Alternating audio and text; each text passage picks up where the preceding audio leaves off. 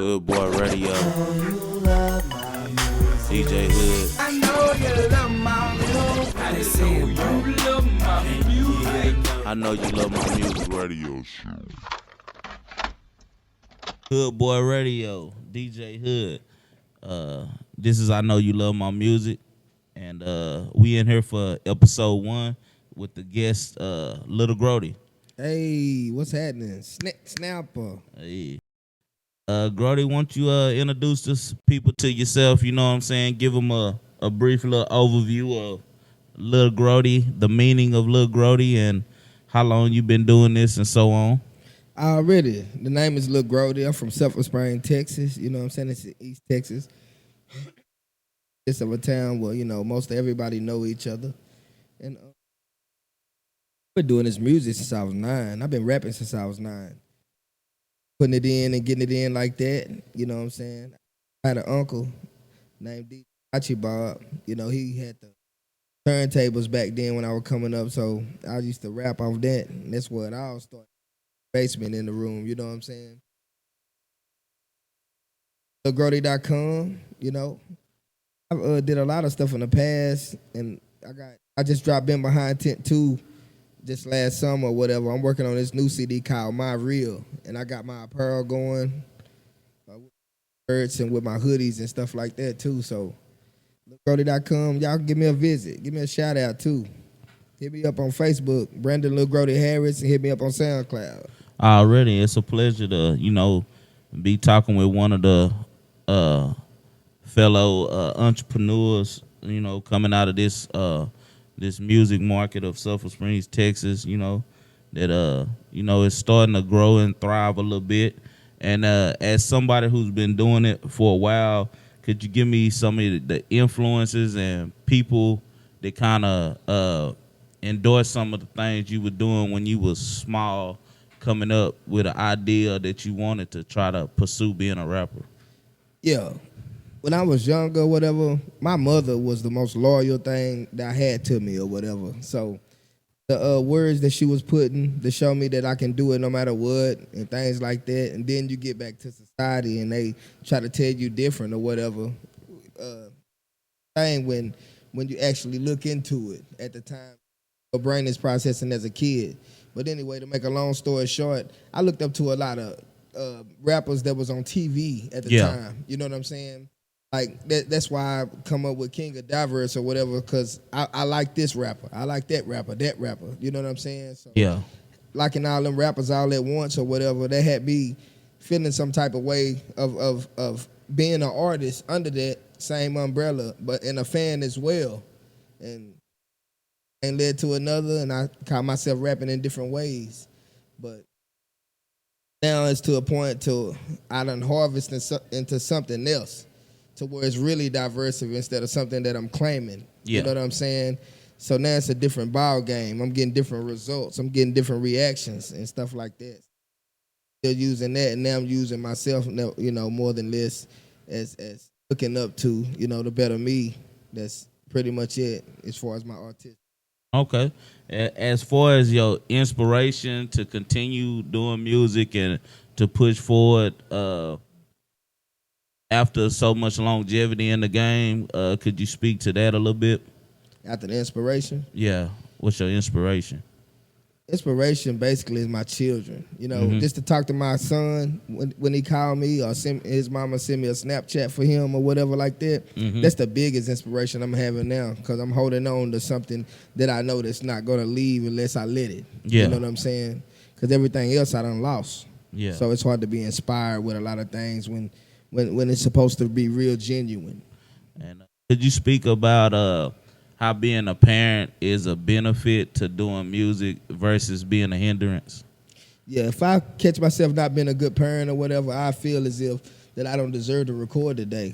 Yeah. Like, it'll kill me if my son called me and say he need this, and I can't even reach in my pocket to have enough money to get it. Well, something is finna happen because I'm finna go get it. You know what I'm saying? So that's the biggest inspiration on that behalf. Okay. I can dig it, man. And since we were talking about inspiration and what's your influences, I'm gonna get into a track that you sent me, the Incarnation, and we're gonna play that for the viewers, let them hear it, and then we're gonna get some of your personal insight as what went into the creative process of that particular song. Let's do it. Appreciate you. Everything I have belongs to you, but then that's something that I thought you knew. Everything I have belongs to you, but then that's something that I thought you knew. I remember when I used to listen to you. I remember when my soul used to pay a visit to you. I remember when your presence and your energy had my moment of confidence stranded on bending knee, mind in penitentiary. Till one day I had a dream, heard the wrong voice. Woke up, looked in the mirror, seen my own choice. My spirit shouted, well done, and you know me. Now the son of under control, the actions of Grody looking simple. A single parent mama, bad health with the drama, emotional discipline, so intellectual honor. Dwelling up on the time when my mama stuck in the margin, and I was so broken hearted when mama presence departed. My testimony to any tester trying to test me, a weapon drawn to any weapon that's trying to wet me. I'm stepping strong in any direction that he directs me. Sing along and let the rest bleed. Breathe. As I meditate, let me break, operate my third eye, levitate. Trying to beat me down, but you forgot I was a heavyweight. Now I'm here to remind you that they're fake, I won't participate. Face adjacent, no time wasting, my mind pacing. My rhyme saying was okay up in mind faking. Cause I'm so different and you so damn mediocre. If I let you have my time, you just might take away my focus, and it will be Everything I have belongs to you, but then that's something that I thought you knew. the Lord Jesus, Jesus. Everything I have belongs to you, but then that's something that I thought you knew. They say a taught lesson better than a bout lesson. Well, I believe that, cause a bout can get your count slipping. Have you feeling horrific and feeling terrific, depending on society just to feel gifted. That's why I pray and meditate every day. Take a travel in my mind while you stay where you stay. Scared to walk past your mirror cause you're fading away, facing adjacent. Man, I'm in it to winning and still pending. I seek past death, so in life there's no limit. I'm one of the few that run slap into the finish. Give God all the glory, which indicate my incentive. I live off of spirit, no flesh. It seems as if the flesh always try to address a temptation test, so I'm hollering what's next. Cause that BS can't get entertainment. I remember when y'all see me broke down on side of road, passed by my car, splash water on my clothes. Spirit gave me second chance, so a nigga chose to walk the path I was in instead of a mediocre. The trillion shit I sold and I meant rest in peace, pimp. Had to discipline myself and had to cut my own limb. I'm hungry in the spirit, but I got my flesh fasting. I showed you a diet, but I'm living well balanced. Everything I have belongs to you, but then that's something that I thought you knew. The Lord Jesus, Jesus. Everything I have belongs to you, but then that's something that I thought you knew. Everything I have belongs to you, but then that's something that I thought you knew. Everything I have. Yeah, that was Lil Grody. Nation. Speak to the creative process that you went through to come up with that track, as well as your overall creative process when you do your music. I remember when I was sitting with this artist named Carl G, that's from Sulphur Springs or whatever. And I remember writing that first verse to Incarnation. I didn't know what the hell I was writing to, where I was writing from, or nothing. It was something that just really came out. But then 2 months ago, I dropped a song called Shaking Off the Demon. That showed me what I meant from that song. It's crazy. It's hard. Yeah. It's real difficult to really get it to where people can understand it hands-on. Because, I mean, it just happened like that, man. Okay. Yeah. And typically when you working on your music, do you like a certain environment, or do you have to have the beat, or how do you kind of go about like coming up? Is it more like kind of like poem based where you can kind of like just free write and come up with the idea, or is it a combination of things? It's a combination of things. It depends on how I'm feeling. Like I come from different angles every time. Sometimes it gotta be the beat. Sometimes I do not want the beat. You know what I'm saying? Yeah. Sometimes it's my atmosphere, like you just said, where I'm at. Like if I'm at a lake or whatever, if I just pull up on a lake without premeditating that I'm fixing to go to a lake, it's a different writing process for me when it just happened. Yeah. You know what I'm saying? When things are raw and it's just hands on, that's what I really want to write about instead of doing it like I used to. You know, premeditating this verse and this verse. You know, kind of like William Hood record, your brother. Yeah. You know what I'm saying? How he record now. I mean, big shout out to that because that's a feeling. That's a moment. You know what I'm saying? That's getting captured. And it ain't nothing feel better on the track than feeling like you in a party in that zone. You know what I'm saying? That's the best way I can explain it, but that's always the best way. And every time I do it like that, I say something and surprise myself later and I appreciate it more. Yeah. You know, when I do it like that. But some days I gotta touch every subject. You know what I'm saying? So I gotta write that whole thing. So shit. It's just different processes, different, due to the ambience and what's set upon what's above my head at the time. I can understand that the mood that you in, Yeah. the mood of the environment, and so on and so forth, which lead to the creation of the music. Could you also speak to what music means to you? Music is my life. Yeah. I can sit here and lie to y'all and deny anything about it, but the honest God truth is I can't breathe or live without music. So that's why it don't offend me when people say you getting older and ain't made it. You know what I'm saying? Because, I mean, I'm going to do music anyway till the death of me. I don't know how. Every time I stop doing music, I catch a case. Yeah. Every time. It ain't now time that I stopped doing music and didn't catch a case or something didn't happen bad. Yeah. That the Lord didn't say, man, you got to do this, you got to do that. And then when I hunt the problem down or whatever in my conscience, because I be moving full speed ahead because I work by myself with everything I do. You know what I'm saying? Because, you know how it is out here in society. People talk a lot. Yeah. You know what I'm saying? So in order to maneuver through things, no witnesses. You know what I'm saying? So no witnesses, no, that's another path. You know what I'm saying? I get it. But yeah, that's what it is. Yeah, that's pretty dope, man. And when you kind of doing your thing with the music and people kind of put a timetable on you evolving as a person and as an artist, and they kind of go two and two together. You know what I'm saying? Hey, man, evolution come with time and change. You know what I'm saying? It's gonna happen. So for people to be short-sighted and try to cap off what potential that somebody have or what their overall trajectory can go, it's kind of like out of line. But people with small-minded thinking do that a lot. You know what I'm saying? Right.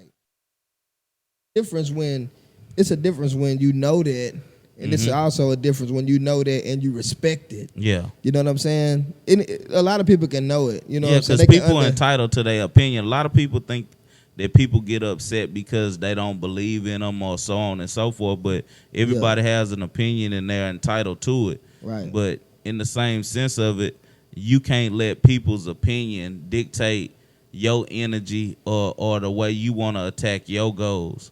I had that problem, and you are absolutely right. I was a victim of what you just said. You know what I'm saying? And I had to isolate myself from the world. Yeah. You know what I'm saying? In order to bounce back. That's what really influenced Incarnation, because I got tired of being like everybody else. Or trying to fit in when I know that I'm different and I know I'm capable of doing something way much higher than what I feel that's beneath me, that's in my circumference. You know what I'm saying? And it were times where a nigga give people the benefit of the doubt, but it shouldn't have went past that. Yeah. It should have, been respected for the fact of what it really is. You know what I'm saying? Because what I learned is you can't make nobody be shit they don't want to be. And if you do, you ain't gonna like it because they ain't keeping it 100. You know what I'm saying? So when a nigga is fucking with some people or whatever, and they want this person to be this way, you know what I'm saying? I used to do that shit. Yeah. You know what I'm saying? When I was growing up, you know what I'm saying, and had True Crew or whatever, I had a whole damn clique with that kind of attitude. Yeah. You know what I'm saying? Because I wasn't taught to even know otherwise. You know what I'm saying? And I fucking hate that. But do I regret it? No, because it happened and part I learned of the from it. maturation of what was supposed to take place. Right. And speaking of True Crew, could you tell us what the status of True Crew is? And also, I want to get into some of the origins of True Crew and how it came together. Yeah, True Crew was basically, it came together when I was like in late 8th grade, early 9th grade. You know what I'm saying? It consists of 3 parties. It was me, it was this local rapper named LeBrandon, Lil L, and it was Brian Bell. Brian really wasn't rapping at the time, but you know, we was True Crew as a clique, so we tried to take it to the booth like everybody else do at a young age. And that's pretty much where it started. Or whatever, and then it grew, and then we got affiliated with the Platinum Players, which consists of, you know, yourself and your bros, and rest in peace to John Young, you know what I'm saying? But yeah, it's you know what I'm saying? But yeah, it's where it started. Yeah. That's just where it started.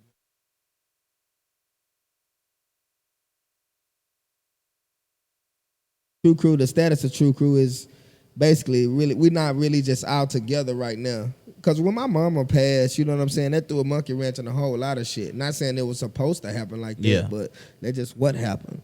And everybody separated and did their thing or whatever.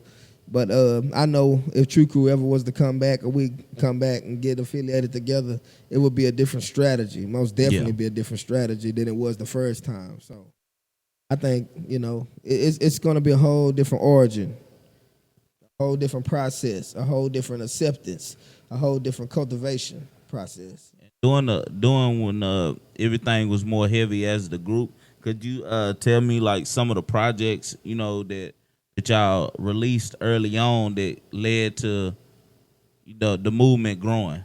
Like what's the first song that kind of caught on, and then also speak to some of your earlier projects? Hustle and Ball. That was your first track that kind of caught on? Yeah, caught on. Hustle and Ball caught on when I was in high school. Yeah. Or whatever. And the whole hood was bumping that. You know what I'm saying? And that's when it, you know, where it really started. And then that consists of me, Jeremy Hall, Roderick Nash, you know, which do the beats, and I make beats. I think this is his thing. Yeah. And Keenan, Fresh, and rest in peace to Kiki Batado, you know, because he was a part of True Crew too, and we was all in that. He was on Hustle and Ball as well. Y'all make sure y'all pull that up on YouTube, Hustle and Ball. Yeah. But yeah, that's well, that part started right there. So that shifted, and then ended up being solo artist whenever Mama passed or whatever, because I had moved it with my own way because I needed my me time, man. Yeah, that's understandable. Yeah. Some of those early projects like Too High for the Streets and Hood Legends, you know, that also, you know, help build the momentum, you know what I'm saying, to really just launch you out there. I remember hearing quite a few tracks off of those joints, man. So Haters, Hood Legends, that's what that is. Remember that time we went to Rapid Rick house, bro? Yeah, no doubt about it, man. You know, that was a big moment, you know, especially with me being a part of music and just seeing somebody with the outreach and the connects, and we took the trip, you know, you fresh off of work, you know what I'm saying, working an overnight shift, and we just was out here getting it. So that was a big motivation to my career and my development as really taking it all serious, you know what I'm saying, seeing somebody with that drive and dedication, you know what I'm saying. So, hey, that was, you know what I'm saying, some good times, you know what I'm saying, and the music that was created was, you know what I'm saying, real nice and stands the test of time today if you put it in. Of course, Rapid Rick being a legendary Texas DJ, he put a nice mix on it, so it all came together, man, no doubt. Thank you for that. Appreciate that. That's just real, man.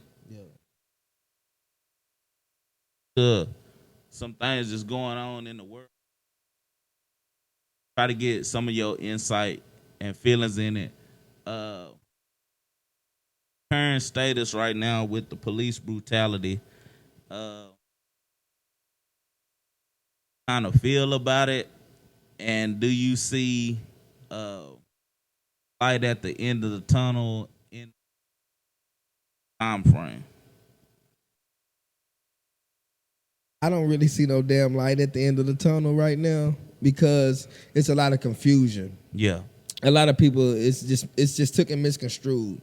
It's a lot of things that need to be talked about, need to be discussed, and need to be going over, took seriously in order for any peace to come about, So until white people, black people get together and call out their differences and make a example out of those differences so it can be more convincing if they need to certain parties. Or just to go over the differences because we all the same, we all cut and bleed the same or whatever. Yeah, we get that.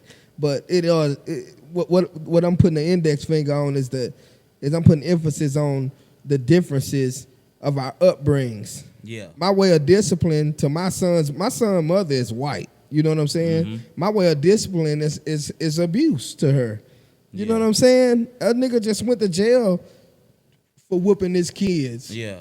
But if you would have said that back in the 80s, it would have said, I wish a motherfucker would send me to jail to whoop my kids. That's you know true. what I'm saying? So shit, it's a different time frame, and we having mixed kids. I think it's real hard for mixed kids right now than any nigga on the motherfucking block. Niggas is getting killed and shot, but psychologically, these mixed kids is getting a business because they get confused when they go from this household to this household without reflecting on the reasoning why the parents are split up. Yeah. I can agree with you on that, man. And so that also brings us to this point I'm going to ask, because you kind of touched on it a little bit. Do you think that police brutality is directly related to race relations, or is it just the fundamental psyche of somebody being in power over other people, or is it a combination of both? It's a combination of both and more. Yeah, I think people want to be empowered to feeling only so we can accept it, only so we can not rise to the occasion. To keep us never go look at it like type shit. You know what I'm saying? Like police brutality, they are targeting us. We're being hunted right now in America. Yeah. I'm sick of people listening to lies and looking at the same shit that we see, and we consciously know that this is not right. Yeah. Just like the other day, what pissed me off, the police, yeah, Blue Lives Matter. Yeah, all lives matter. But you think we didn't fucking know that? You know what I'm saying? When we put Black Lives Matter out, hell yeah, all lives matter. Or else we'll be killing all you motherfuckers. You know what I'm saying? But if you're gonna say I would never hold an all lives matter sign up, because we taking emphasis off of what the problem really is. The problem with what it really is you seen this nigga get killed.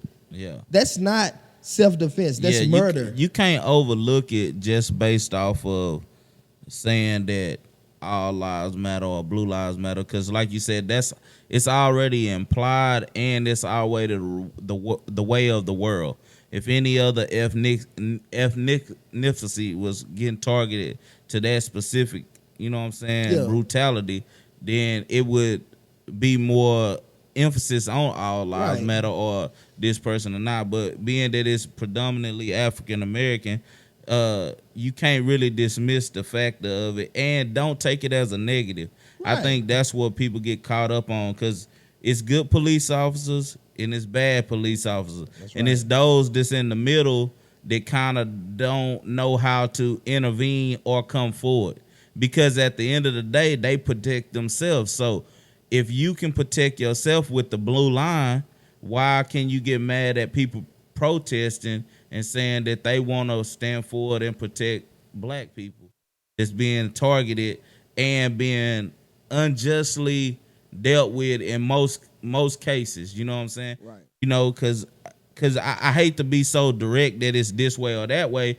but at the essence of it all, it's kind of like when something like that happens, instead of people jumping to the gun versus their natural feelings, it would be nice to be objective to what just happened. Like, for instance, the whole fact of the cops killing the people on video is still people going to automatically go to black on black crime just to dismiss the fact that you visually saw that. So it's like subconsciously you're saying that, but that also in your mind copes with you and makes you feel that it's okay that just happened, because you don't want to give credence to that guy was out of line.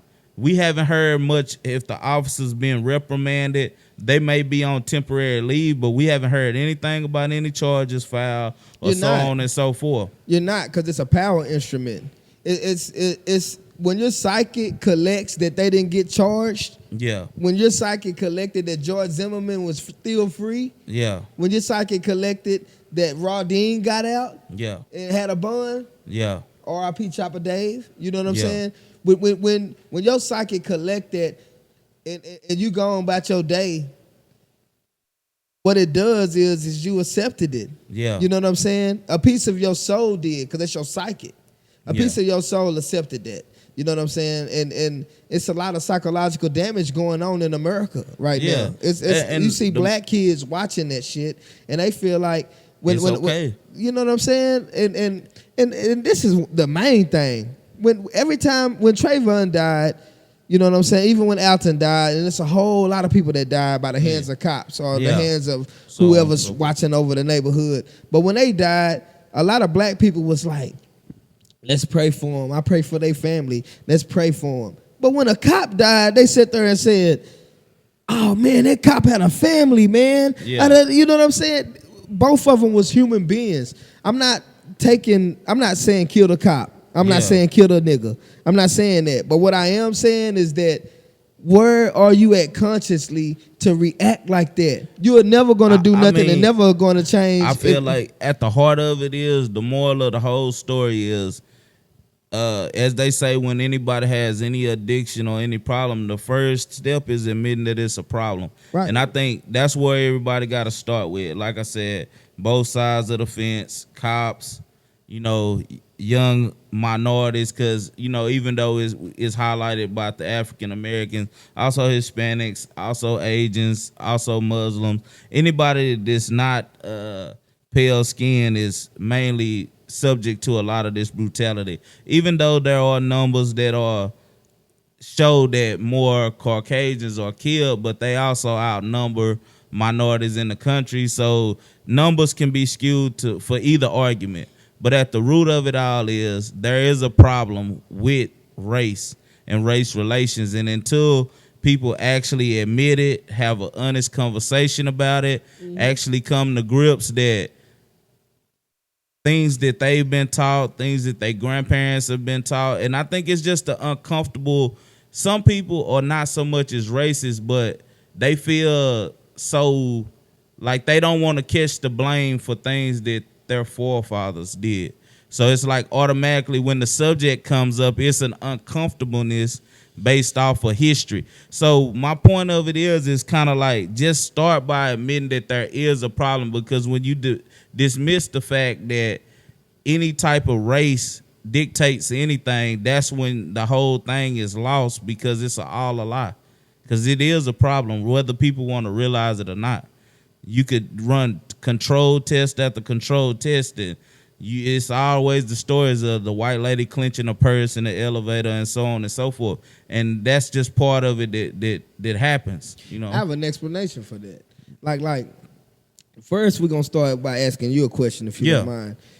Why do you think they have a problem admitting that it is a problem? I mean, it's kind of like what I touched on, for as by admitting it, then it makes them also think about their whole lives and how they reacted in every instant. And they can't honestly come to grips with if they have slightly maybe acted on something or actually had the thought. Based off of raising and how they come up, and it's different. Like if you come up when you only around this group of people, and it's people that feel a certain type of way, and being that we're in the South, it's going to be somewhere down the line, the average Caucasian person has some family member that has spit a racial epithet or something of that magnitude, or said something or done something or voiced their opinion about black people. And they've heard it, whether they were younger, whether they were intermediate age. And even if they don't believe that, they don't challenge it, but just the guilt of knowing that it actually exists, I think that's what causes the complete dismissal. Because to agree that it exists, then you really have to examine every fashion of it in yourself and people around you. And then now, if people really start questioning that and really want to get a good ideal or a view of it, then that becomes a problem. And nobody wants to make a fuss. Absolutely agree. Absolutely agree. Like I said a lot, we touched on a lot of that, but also you had the track Shaking My Beads, you know what I'm saying? You also spoke to some of that. So right now we're going to take a break. Shaking My Beads, Lil Grody coming up. And this shit got my beads shaking.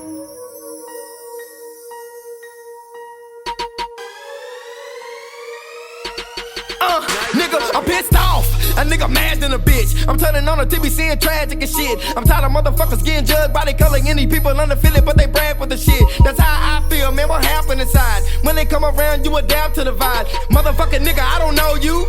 Matter of fact, nigga, you's a hoe too. It's like word on the street, I'm a suspect. My speculation won't let me pass a drug test. I'm looking up, nigga, like what's next? Cause I'm sick of this motherfucking bullshit. I be racing and pacing and facing and chasing and hoping and scoping and thinking and moping. Looking in the mirror for my motherfucking future. Shit looking ugly and it's not looking cute like shit. Some gotta kill. Tired of the field of my skin nigga till. Tired of the riots and dying to live. I'm just another nigga out here trying to live. Nigga, but still, get my drill. Don't pretend with me, cause it ain't what it is. Don't be friends with me if you can't keep it real. Pussy nigga, keep the fake handshakes on my grill. Shit, bitch, you act like it's nothing. Respect the fact that we got a different upbringing. I know you see all conditions that's created against us, but behaving, we can make a something. Bitch, stop bluffing, get a complex. We got a lot of family that's never coming back. All a nigga ever did was get it in a trap. Try to put his people to the school on a map. Shit, nigga, know your history. Don't give a fuck, cause it ain't no fixing me. I know you see all the police brutality on TV, but we made the cream, made the demon, the bad one, the Illuminati shit, the room and got it with the coolest. I can get the fooling out and get to give a spoonful of the truest. I can get the point in the finger when it's a not a it, when it's a not a it, it's a not a it. In that song, man, you touched on a lot of what we just previously covered in discussion. So when did you make that song? And it's crazy how I'm pretty sure some time has passed and we have recent incidents have occurred and that song is still related to it. So when you made the song, you made it with some foresight into what's kind of going on. Yes, sir. When I made that song, man, the only thing different about that song about me when I made that song is when I said, I'm tired of the field of my skin nigga till. At that time, I didn't know about my people like I should have known at the time. I didn't do research on Malanan or do research on the true history of the creativity of black inventors or whatever. I didn't know that at that time. So I said, I felt lost at the time. You know what I'm saying? I was just upset. So it was a moment, just like your bro record. You know what I'm saying? I recorded that just like that. It wasn't nothing like that. That's why at the end when I said the Illuminati shit, the rooming got it whipped, the coolest I can get, the fooling all the kids, to give a spoonful of the droolest I can get, the point in the finger when it's a not a it. That's basically reflecting on people like Bill O'Reilly or the media trying to tell us that we're terrorists. Fox News. Yeah, they give us hell, bro. They try to tell us we terrorists when I've yet to seen a Ku Klux Klan member getting hung by some Black Panthers and a lot of niggas around making a mockery of it. I don't see that coming from my culture, but that's what the media gets. And these people are so fucking stupid, they believe it. You know what I'm saying? And ain't got no proof of that. Media is a business like everything else, so they driven by the story. I should tell you who your real friends are that's supporting it. You know what I'm saying? So we just need to earn them motherfuckers out and leave them the fuck alone. Yeah. The reason why I'm saying that is because I got more white friends than black friends. Yeah. We have intellectual conversations. Not saying my black friends don't, but the one that's in my circumference right now, as far as what my well-being got me, it's not just cool to talk to them about that because it's talking to a wall on certain things. That's no disrespect, but that's what I'm going through. You know what I'm saying? And when I talk to my white friends or whatever, it's white people out here that want that's upset because we're not standing up. Yeah. You know what I'm saying? I got white friends out here that's cool as fuck. You know what I'm saying? To give me the shirt off their back, you know, let the shit out of me. Let me stay at their house or whatever. You know what I'm saying? But I got some nigga friends out here that I can go stay at their house and they gonna put it on Facebook tomorrow if I done clean out the tub when I took a shower because I was going to a job interview. You know what I'm saying? So that's just truth. I went through that. You know what I'm saying? So that's just where we at in society right now in my circumference. So maybe if I make a little bit of separation, we can climb the charts like we should have been a long time ago. You know, so that's what I'm focusing on right now. It's basically doing that, man, because you know, when growing up having kids in the midst of all this and losing your parent and things like that, you know, you get distracted. You get easily distracted. In the public, people can say whatever they want, but the public still got a hold of you in a way because have the right guidance there, you know, at that point to sit there and keep you from hindering yourself from certain things. Talking about being by certain things, obstacles that come up, you know, it's hard to stay positive with so much negativity around. But, you know, you have to lead every day with your own positive energy force field. Right. Being that it'll cut through the negativity. You know what I'm saying? And stay focused on the task at hand as a career and as a person. And if you try to be successful at both, everything will be okay. You know what I'm saying? Be extremely careful to what you cultivate too. Yeah. Be extremely careful, man. Because even if it's not something that you're doing, but if you're always around something that's extremely bad, it's gonna have a way of bleeding into your world. Exactly. And a lot of people, you know, you got so many instances of people wrong place, wrong time, and so on and so forth, just based off of being around the wrong energy. And you know, when that happens, you're almost just as much at fault as the people with the negativity.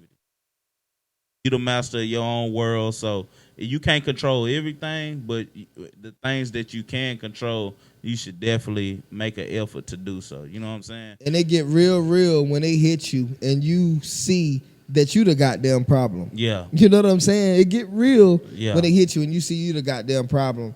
After trying to convince yourself that this person fault, it's this person's fault. It get real when it hits you and you can't lie about it no more, and it's you the goddamn problem. And yeah, man. Also on more of a positive note with everything, it's just seeing the growth of people and seeing the market of entertainment around here grow a little bit for as more groups, more artists and stuff. For somebody who's been doing it a while, is that a positive energy just based off of kind of seeing that? Kind of seeing other people do it? Yeah, other people do it and be influenced by things that came before them, as well as just having the energy to want to market. Yeah, when they do it right. Yeah. Yeah, when they do it right, it's a right and a wrong way to do it to me. Yeah, but that's my opinion. Yeah, you know what I'm saying? I understand like that. It's not a fact. So you know, it's a right way and a wrong way to do things or whatever. And when you've been doing it this long or whatever, you naturally catch petty shit. Yeah, you know what I'm saying? You naturally see it from a mile away by reaction and action. And some things there's no substitute for experience. People in the fast-paced world we live in now, people typically hear about successes where somebody started doing something for 2 months or 3 months and they blew. They tend to hang on that side of it more. Side of it's gonna take time to take time to just develop a vision and a feel. Experience is the best teacher. And getting connects and not being so constricted to so forth as what's good and what's not good. The people that do that is unhappy. Yeah. No matter what they say. The people that do what you just said, you know what I'm saying? Without waiting and without respecting the fact that it's a growth process. Yeah. They're unhappy. They're unhappy because they psychologically know that it's a growth process. Yeah. Because they sat here and seen this nigga right next to them do that and make different kind of accomplishments. And that's when it's time. You know what I'm saying? Like I said, in the region right now, fact that we don't have too much platforms like radio, magazines, so on and so forth, speak to, I'm not gonna say disadvantage because anything can be overcome, but just speak to the difference of being in a market that we're currently in versus being able to go to a bigger market, and the differences in how creative work is perceived. Stand up on this one, okay? All right. Going to another market for me, this is what I'm talking about for me. When I go to another market, and I'm from Sulphur Springs, Texas, like I told y'all earlier. And it's a small town that consists of everybody knowing each other. So when everybody knowing each other, whatever, there's an expectation, you know, that never gets talked about, that never gets acknowledged. Yeah. That gets skipped. So we go straight to what really supposed to happen and get judged for that when that should be talked about. You know what I'm saying? So I understand. So just to move forward from that, you know what I'm saying? When I get off the stage after performing in Dallas, it's more of I get a feeling of people really believing me because they just judge me for what I just did on stage because that's the only time they met me. That's the only time they see me present anything to them. They see my grind. They see me selling T-shirts at the end of it. They see me signing autographs. They see me trying to get real affiliated. I'm actually more comfortable with those kind of people, to be honest with you. You know what I'm saying? Yeah. Because they're strangers and they don't judge me. Because I'm not Dale's son to them. You know, in my hometown, I'm Dale's son. Oh, I knew him. So once you Dale's son and everybody know you like that, people tend to undermine you because they grew up with you. They're your classmates. If you can do it, they feel they can do it, but they're not trying to do it, so they rather call out everything and back. Just like Boosie said.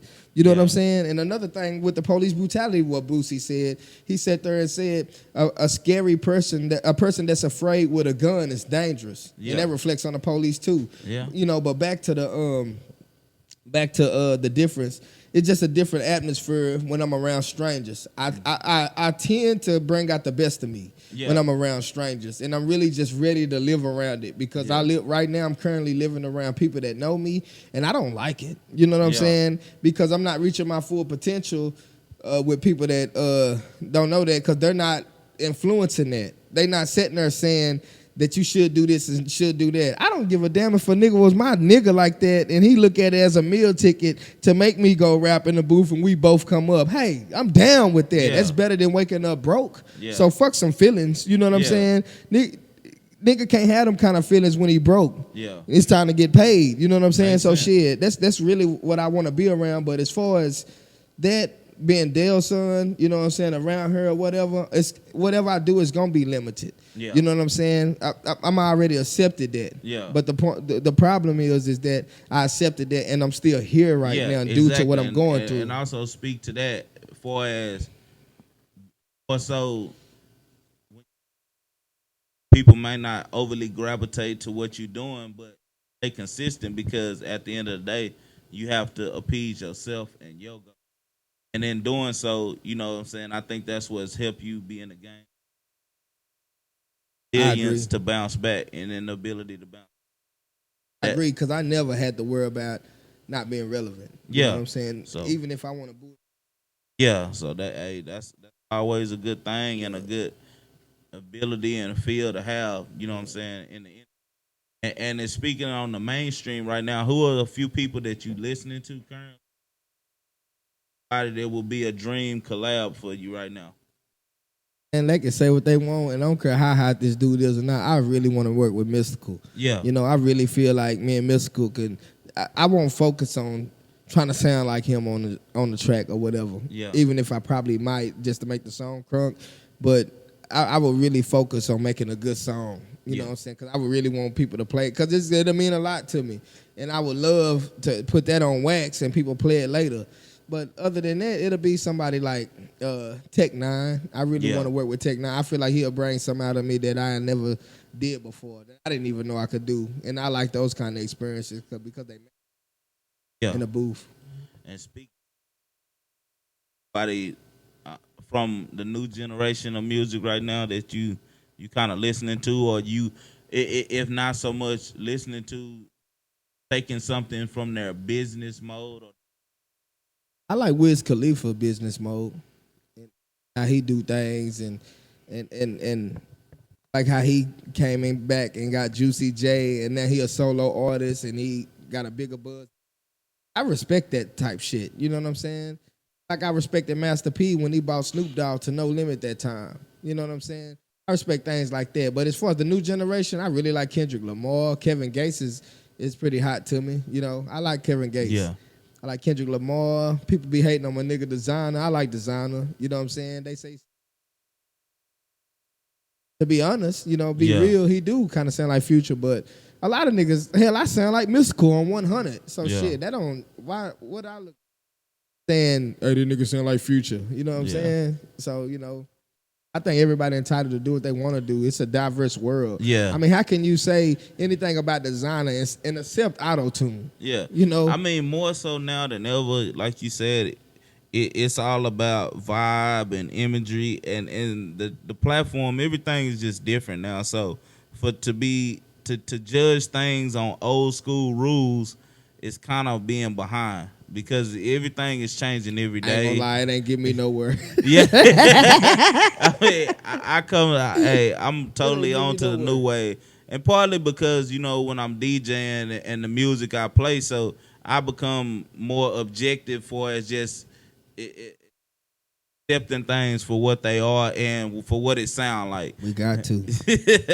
We got to. But if you think you're going to get a message or have a whole bunch of string together bars in some of the new music, might go into it with a bad outlook. Kendrick Lamar. Yeah. I would listen to him before I would listen to a whole lot of other artists. Yeah.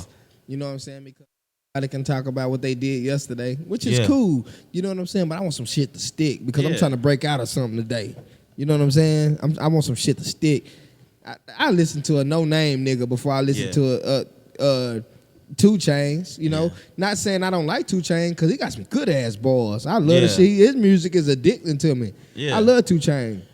But it be days I don't be reaching for that shit. Yeah. You know what I'm saying? I be having moves to where I want intellectual activity. You know what I'm saying? I want. That's the good thing about the game right now, is it's something for everybody in it, and it's accessible.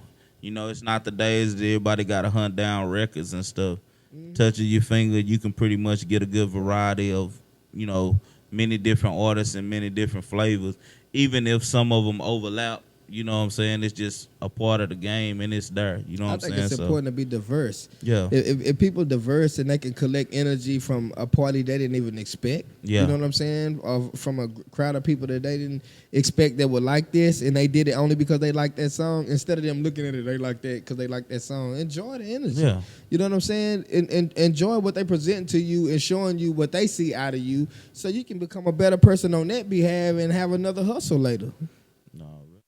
And right now, you know, since we was talking about self-reflection and so off, we're going to get into your new track that you got, Shaking Off the Demons, you know what I'm saying? Yes, sir. And we're going to let that ride and take this break. You tuned in to Hood Boy Radio. I know you love my music. I'm in studio with Lil Grody. Check out Shaking Off the Demons. Snapper.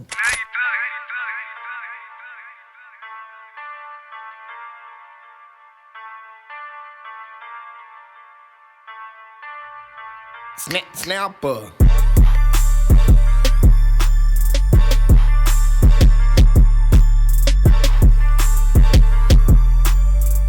Every since a nigga seen it, every since a nigga seen it, shaking off the demon. Every since a nigga seen it, shaking off the demon, shaking off the demon. Ever since a nigga seen it, shaking off the demon, running, reaching for my conscience, stumbling, got a nigga eating. You might think I'm heated for no reason. Sometimes my mind be rushing, speeding in the slow region. I gotta get my money back up so I can afford to travel. This level that I'm on now got my patience in a shackle. I'm disturbed by people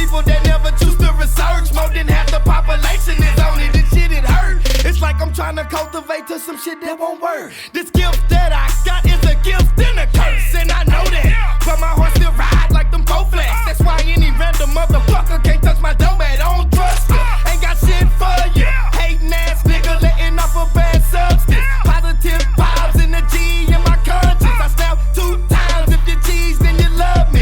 Hate really hurt when it's coming from the cousin. Front your face loving, behind your back judging. My uncle did some fuck shit when I was on the budget. Be a fuck nigga to pretend that it's nothing. How you like me now, nigga? How you like me now? My baby mama tried to pull a plug when I was down. Lying to the doctor, said we still fucked around. Common law, insurance paper, baby girl, you know you found. We were separated, bitch, we were separated. But I couldn't talk cause the nigga was sedated. Devilish decisions about to drive my sister crazy. When I woke up from that coma, looked at me, say, love you, baby. That shit crazy, lady, I ain't in the mood for that pussy shit.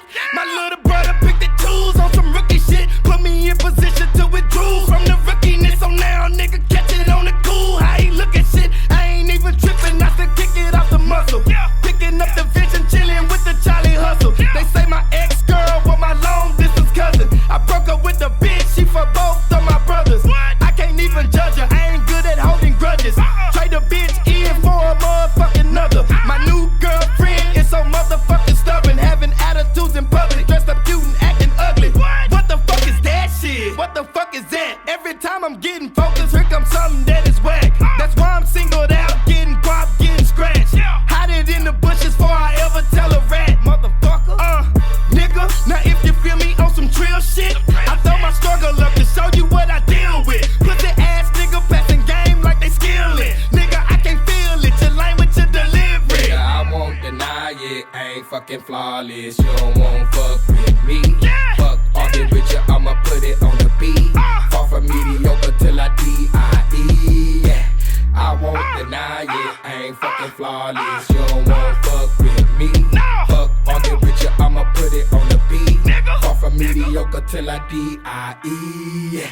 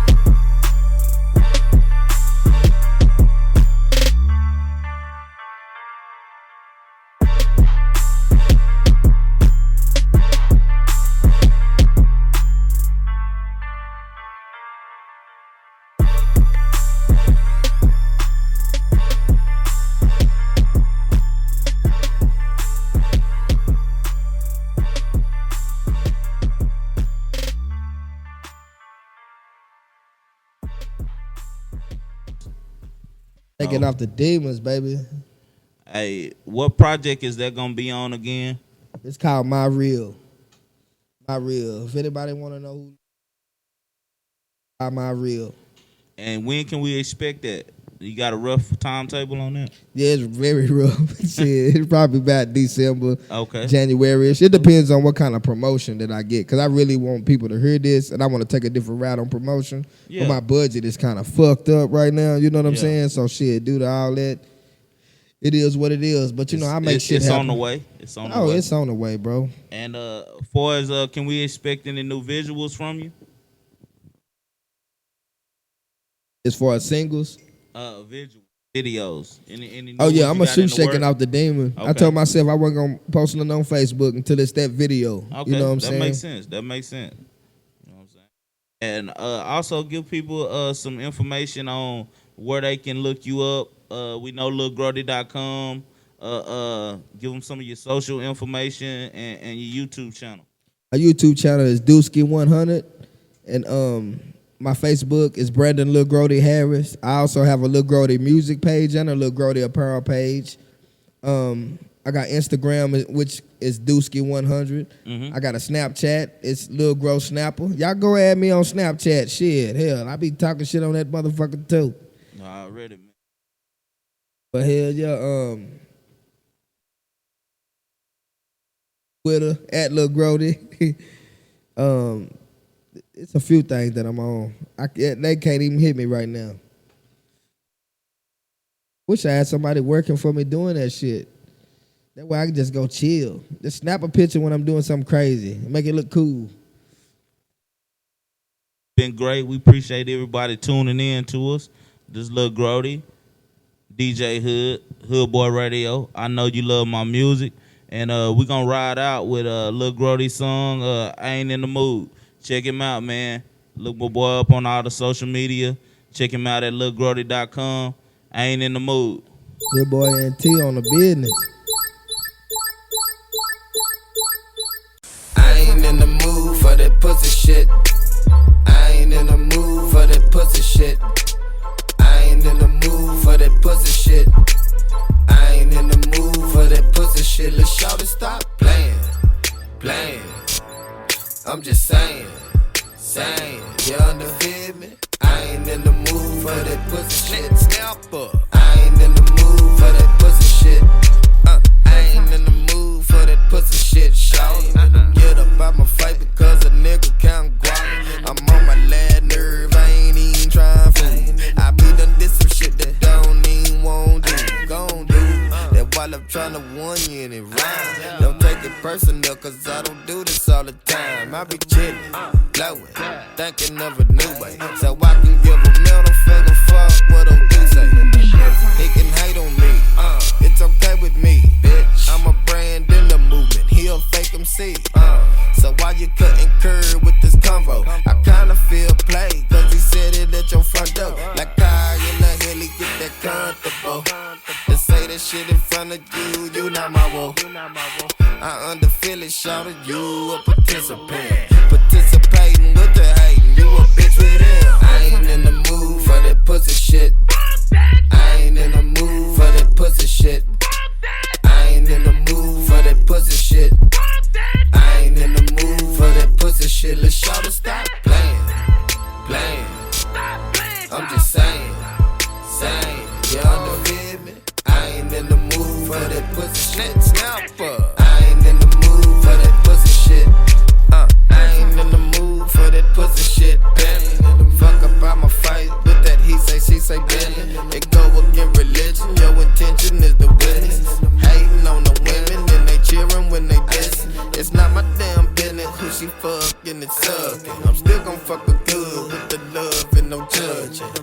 Shit, we might just do some cuddling and rubbing, just to piss your pussy ass off with a substance. Then you gon' hate on me, it's okay with me. The more you hate to her face, she gon' stay with me. She saw her first chance and she took me. Yo, hating my promotion, so it put me in a pussy. Like high in the hair, she get that comfortable. Simply cause I introduced her to her hoe. You underfeel it, but you steady make a sucker move. That had the nerve to be surprised why we don't fuck with you. I ain't in the mood for that pussy shit. I ain't in the mood for that pussy shit. I ain't in the mood for that pussy shit. I ain't in the mood for that pussy shit. Let's shout it, stop playing. I'm just saying, you understand me? I ain't in the mood for that pussy shit. Snapper. I ain't in the mood for that pussy shit. Herbs on a beat. I ain't in the mood. I ain't in the mood. I ain't in the mood. I ain't in the mood. I ain't in the mood. I ain't in the mood. I ain't in the mood.